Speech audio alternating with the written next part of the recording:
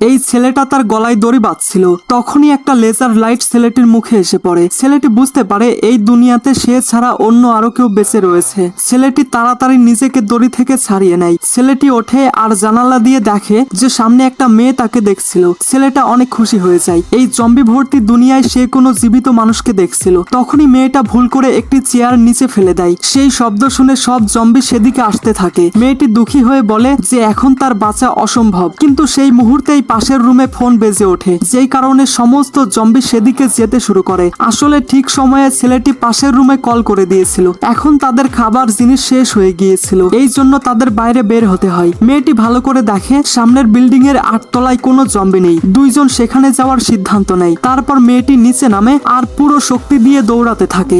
হাতের কুড়াল দিয়ে জম্বিদের মারতে থাকে, কিন্তু একটা জম্বি মেয়েটাকে ধরে ফেলে। তখনই ছেলেটি আসে আর মেয়েটিকে তোলে এবং নিচ থেকে একটা বন্দুক তুলে বিল্ডিং এ ঢুকে পড়ে। এরপর কাচের দরজা বন্ধ করে দেয় আর দৌড়ে লিফটে উঠে পড়ে। যখনই জম্বি দরজা ভাঙে, লিফটের দরজা বন্ধ হয়ে যায়। তারা শান্তির নিঃশ্বাস নেয়। এরপর তারা 8 তলায় ওঠে এবং তারা সেখানে গিয়ে দেখে যে সেখানে তো আরো বেশি জম্বি রয়েছে।